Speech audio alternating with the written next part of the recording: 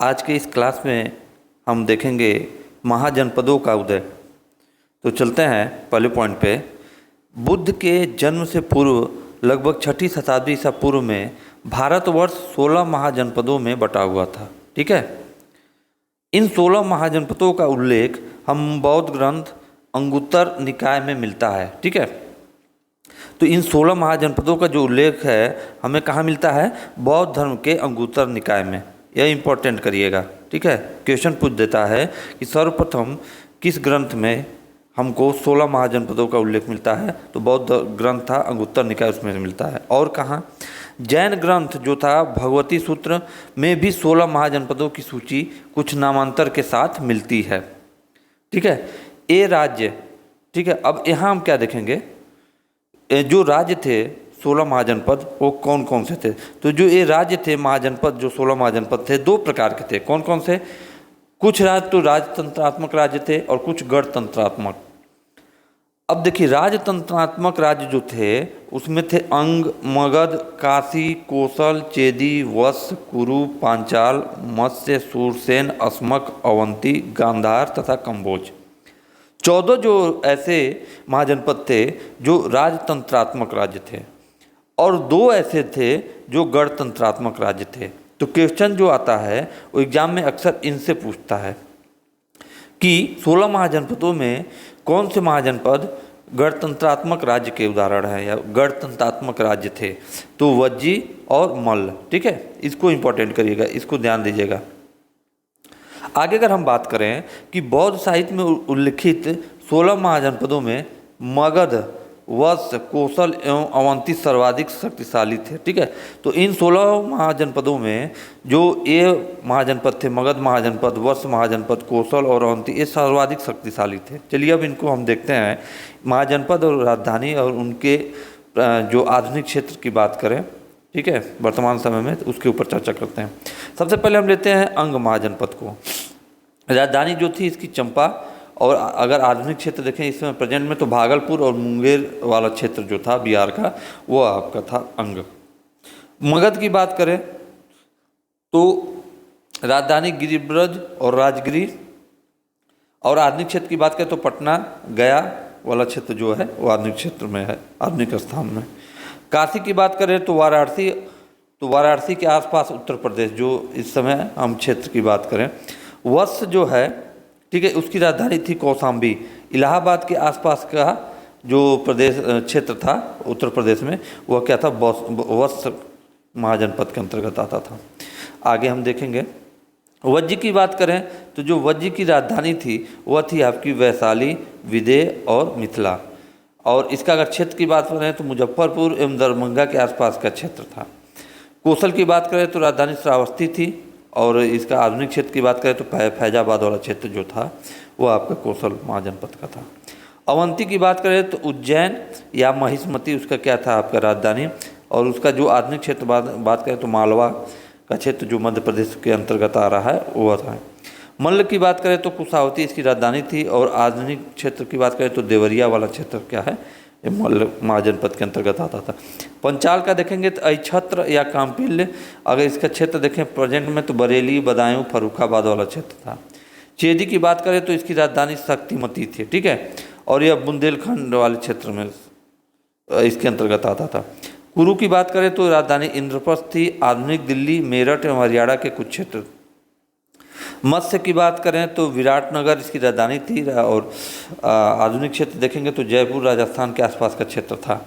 कंबोज की बात करें तो कंबोज की राजधानी हाटक थी, और अगर आधुनिक क्षेत्र की बात करें तो राजौरी एवं हजारा क्षेत्र। ठीक है, सूरसेन की बात करें तो राजधानी मथुरा थी, और ये मथुरा वाला क्षेत्र जो है प्रेजेंट में। अस्मक की बात करें तो पोटली या पोतन थी। ठीक है, और यह गोदावरी नदी क्षेत्र के अंतर्गत था प्रेजेंट में। गांधार की बात करें तो राजधानी तहसीला थी, यह रावलपिंडी एवं पेशावर जो कि पाकिस्तान में है उस वाले क्षेत्र में क्या था? आपका गांधार महाजनपद।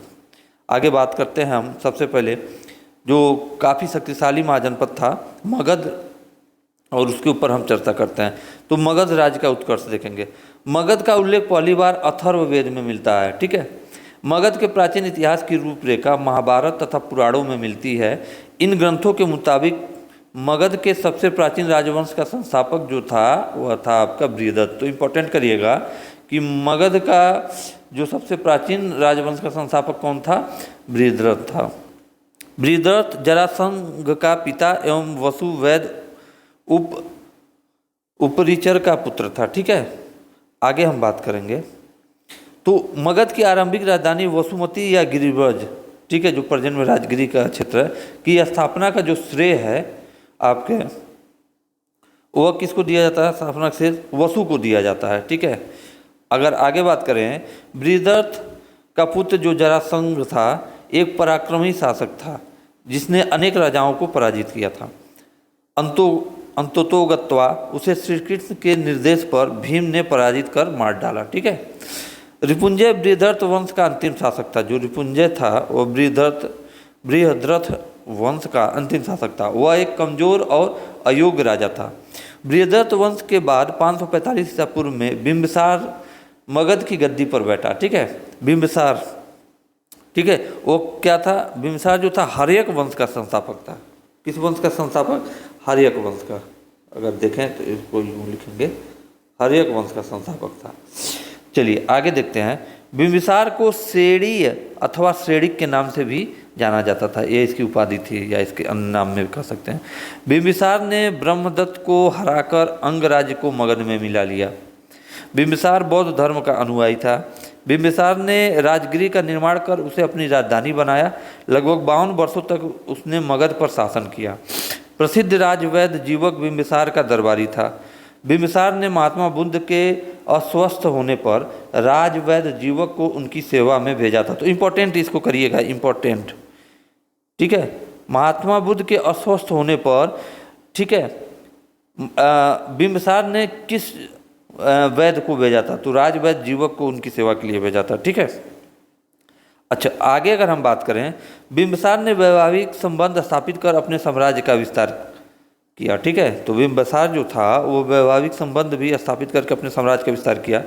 कैसे? उसने कौशल नरेश प्रसेनजीत की बहन से, वैशाली की चेटक की पुत्री चिलन्ना से तथा पंजाब की राजकुमारी क्षेम भद्रा या खेमा से शादी की। ठीक है, तो वह वैवाहिक संबंध स्थापित करके भी अपने साम्राज्य का विस्तार किया था। बिंबिसार की हत्या उसके पुत्र अजातशत्रु ने कर दी और 493 ईसा पूर्व में मगध की गद्दी पर बैठा। अजातशत्रु को कुड़िक उपनाम से भी जाना जाता था। ठीक है, इंपॉर्टेंट करिएगा। आगे देखिए, आगे हम देखेंगे तो यहाँ देखेंगे अजातशत्रु के शासनकाल में मगध साम्राज्यवाद का चरमोत्कर्ष हुआ और वह राजनीतिक सत्ता के शीर्ष पर पहुँच गया अजातशत्रु के, ठीक है, शासनकाल में। अजातशत्रु ने लगभग 32 वर्षों तक मगध पर शासन किया। अजातशत्रु जैन धर्म का अनुयायी था। अजातशत्रु के सुयोग्य मंत्री का नाम वर्षकार या वर्षकार था। इसी की सहायता से अजातशत्रु ने वैशाली पर विजय प्राप्त किया। अजातशत्रु की हत्या उसके पुत्र उदयन ने 461 ईस्वी पूर्व में कर दी और वह मगध की गद्दी पर बैठा। उदयन ने पाटलिग्राम की स्थापना की जो बाद में मगध की नई राजधानी बनी। उदयन भी जैन धर्म का क्या था? अनुयायी था। हर्यक वंश का अंतिम राजा उदयन का पुत्र कौन था? नागदशक था। नागदशक को उसके अमात्य शिशुनाग ने, अमात्य यानी उसके महामंत्री ने, शिशुनाग ने 412 ईसा पूर्व में अपदस्थ करके मगध पर शिशुनाग वंश की स्थापना की। ठीक है, अब कौन सा वंश आ गया? शिशुनाग वंश। अब यहाँ पे हम देखेंगे शिशुनाग के शासनकाल की सबसे प्रमुख घटना अवंती के साथ युद्ध है। शिशुनाग ने अवंती के अपने समकालीन शासक अवंतीवर्धन को युद्ध में परास्त कर अवंती पर अधिकार कर लिया, उसे मगध साम्राज्य का भाग बना लिया। तो अवंती को हरा के शिशुनाग ने उसे भी किसका भाग बना लिया? मगध साम्राज्य का। यानी मगध साम्राज्य उस समय का देखेंगे तो सबसे मजबूत जो महाजनपद था। शिशुनाग ने अपनी राजधानी पाटलिपुत्र से हटाकर वैशाली में स्थापित की। शिशुनाग के बाद काकवड़ या कालाशोक मगध की गद्दी पर बैठा। कालाशोक ने पुनः राजधानी को वैशाली से पाटलिपुत्र ले आया। कालाशोक के समय बौद्धों की दूसरी सभा वैशाली में हुई थी। तो इसको इम्पोर्टेंट करिएगा। पूछता है कि बौद्ध की दूसरी या बौद्ध धर्म का दूसरी महासभा या, ठीक है, दूसरी सभा, बौद्धों की दूसरी सभा किसके शासनकाल में हुआ था? तो वो कालाशोक के शासनकाल में। शिशुनाग वंश का अंतिम राजा जो था वह नंदीवर्धन था। शिशुनाग वंश के पश्चात 364 ईसा पूर्व में मगध पर नंद वंश की स्थापना हुई। नंद वंश का अंतिम शासक घनानंद था, यह सिकंदर का समकालीन था, तो इसको इम्पोर्टेंट करिएगा, ठीक है। नंद वंश का जो अंतिम शासक घनानंद था वह सिकंदर के समकालीन था। अगर आगे हम बात करें तो आगे हम देखेंगे यहाँ पर प्राचीन भारत पर विदेशी आक्रमण, ठीक है।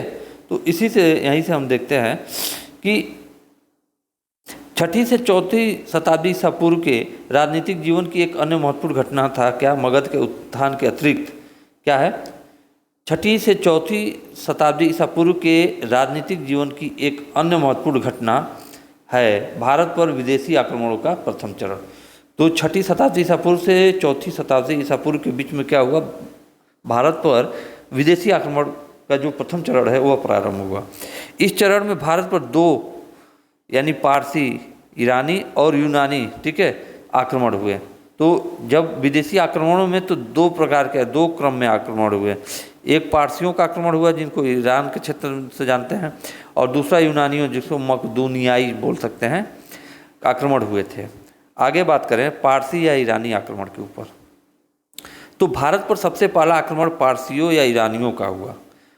हखामनी वंश के शासकों ने पश्चिमोत्तर भारत पर आक्रमण कर उसे अपने प्रभाव क्षेत्र में लाने का प्रयास किया। पारसियों द्वारा पश्चिमोत्तर भारत पर आक्रमण का मुख्य कारण इस क्षेत्र का सामरिक एवं आर्थिक महत्व था। इस क्षेत्र पर अधिकार कर भारत में प्रवेश करने के मार्ग पर नियंत्रण कायम किया जा सकता था, ठीक है। आगे देखेंगे पश्चिमोत्तर भारत का इलाका आर्थिक दृष्टि से भी महत्वपूर्ण था। इस मार्ग पर नियंत्रण रहने से मध्य एशियाई व्यापार पर नियंत्रण स्थापित किया जा सकता था। ईरानी आक्रमण का उल्लेख तत्कालिक भारतीय साहित्य में तो नहीं मिलता, तथापि यूनानी और रोमन इतिहासकारों, ठीक है, हेरोडोटस, जेनोफॉन, प्लिनी, स्ट्रैबो, एरियन ने इस आक्रमण का उल्लेख अपने ग्रंथों में किया है। ईरानी आक्रमण एवं विजय का अभिलेखी साक्ष्य मध्य एशिया से प्राप्त बहिस्तान एवं नक्श ए रुस्तम अभिलेख से मिलता है। भारत पर पहला ईरानी आक्रमण साइरस या क्रूस 558 से 530 ईसा पूर्व के बीच द्वारा किया गया। साइरस या क्रूस ईरान का शक्तिशाली शासक था। हखामनी वंश की स्थापना का श्रेय उसे ही दिया जाता है, हालांकि उसे सफलता नहीं मिली और उसे लौटना पड़ा, ठीक है।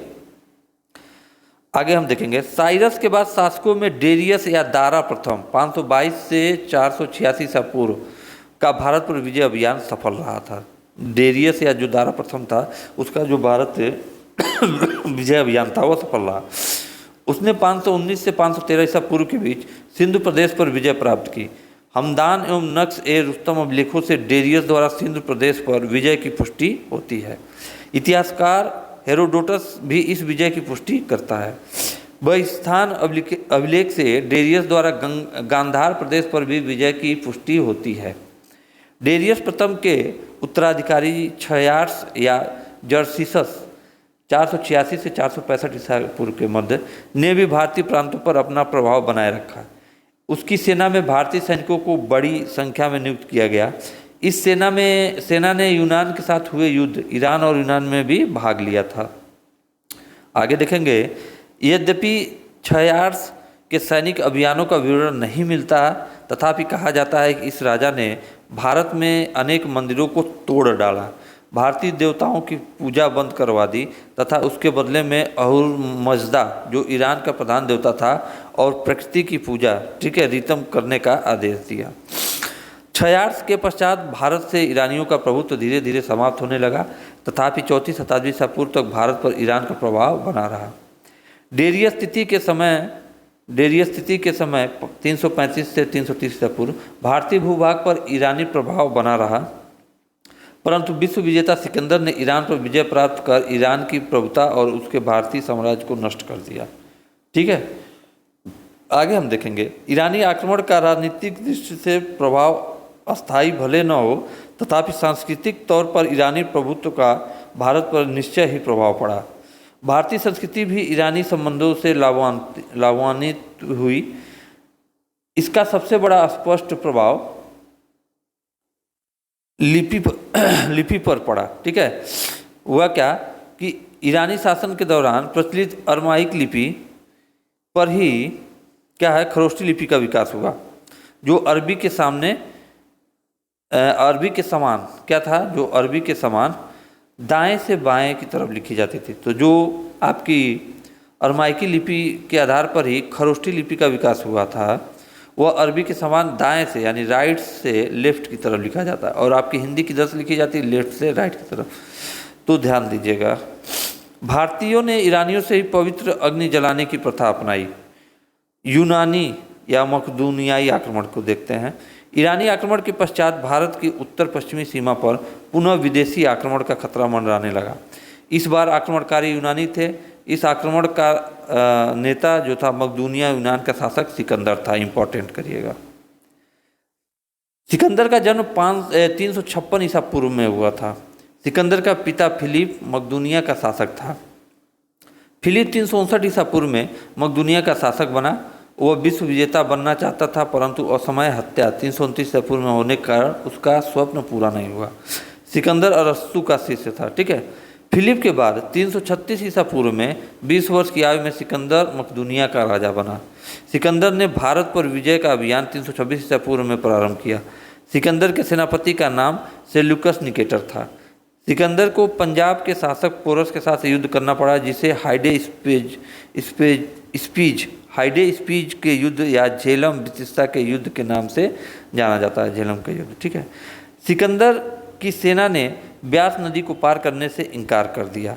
सिकंदर स्थल मार्ग द्वारा 325 ईसा पूर्व में भारत से लौट गया। सिकंदर की मृत्यु 323 ईसा पूर्व में सूसा यानी फारस में 33 वर्ष की अवस्था में हो गई। सिकंदर का जल सेनापति कौन था? निर्याकस। चलिए, तो आगे हम देखेंगे यूनानी आक्रमण का सर्वाधिक प्रभाव संस्कृति क्षेत्र में महसूस किया गया। तो जो यूनानी आक्रमण हुआ था, उनका जो सर्वाधिक प्रभाव था वह सांस्कृतिक क्षेत्र में महसूस किया गया। आज का लेक्चर यहीं समाप्त होता है। फिर मिलेंगे अगले वीडियो में। तब तक के लिए जय हिंद, जय भारत।